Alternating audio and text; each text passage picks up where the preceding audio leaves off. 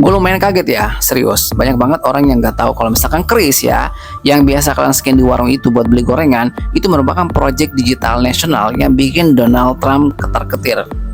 Yap, kamu nggak salah dengar. Visa nih ya, dan Mastercard, perusahaan raksasa dari Amerika itu sampai protes secara resmi ke pemerintah kita karena Kris ini terlalu sukses. Mereka itu takut, padahal Kris ini tuh mulai dari hal yang sederhana, satu QR code untuk semua jenis pembayaran, tapi jadi proyek paling berbahaya buat dominasi finansial global. Kok bisa? Nah, sebelum gue bahas kenapa itu bisa kejadian, kita perlu flashback dikit nih. Seberapa besar sebenarnya Kris ini? Tahun pertama Kris launching di 2020 ya, jumlah transaksinya itu ada di 124 juta dan bernilai 8 triliun.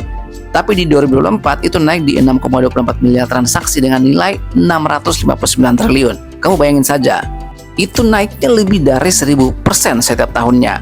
Nah, sekarang ada 55 juta orang Indonesia aktif pakai Kris dan 36 juta merchant dari kota sampai desa, bahkan ke tukang gorengan pun sekarang masuk ke sistem digital. Ini tuh cukup gila ya. Yang lebih gilanya lagi ya, Indonesia itu jadi negara dengan merchant QR code terbesar di Asia Tenggara. Dan ini tuh bukan QR code ecek-ecek, ini tuh QR nasional. Kita ngalahin negara-negara yang katanya adidaya teknologi. Kebayangkan seberapa bangganya kita sebagai warga Indonesia. Amerika itu nggak tinggal diam, mereka ngeluarin laporan resmi dari USTR, United States Trade Representative, yang bilang sistem Kris dan GPN di Indonesia itu menekan perusahaan mereka, Visa dan Mastercard. Dua perusahaan itu udah puluhan tahun nikmatin transaksi rakyat kita. Dulu ya, Visa itu pegang 57% pangsa pasar, Mastercard itu 26%. Sekarang turun drastis karena Kris. Nah, di 2024 volume transaksi Visa dan Mastercard itu sudah kalah sama Kris. Mereka tuh panik dan mereka protes karena bukan cuma duit yang mereka hilangkan, tapi data dan kontrol digital. Ini tuh bukan cuma sistem pembayaran ya, ini soal kedaulatan. Dan Kris itu bikin kita lebih mandiri tentunya.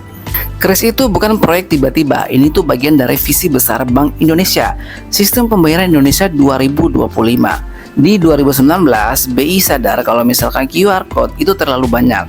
Toko-toko tuh harus sedia 5-10 QR. Itu repot banget. Akhirnya BI bikin standar tunggal, Kris. BI gandeng ASPI atau Asosiasi Sistem Pembayaran Indonesia, vintage besar, dan Bank Nasional untuk bikin satu sistem.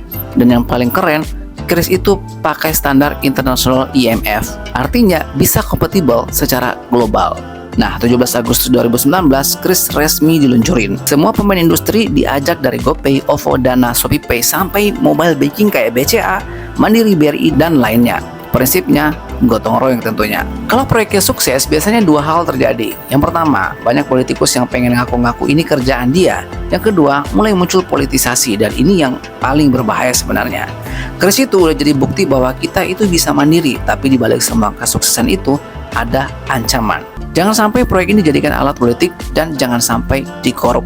Gue pribadi sebenarnya bangga banget sama Kris, tapi kita itu harus jaga sama-sama.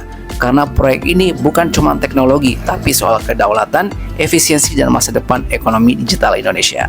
Nah, sekarang itu kalian sudah tahu kan, Kris itu bukan QR biasa, ini tuh proyek strategis yang bahkan bikin Amerika kebakaran jenggot. Gue tuh cuma mau bilang satu hal, ini tuh salah satu bukti bahwa kalau kita niat, kolaboratif, dan profesional, kita itu bisa bikin sesuatu yang bukan cuma sukses, tapi juga ngubah peta dunia.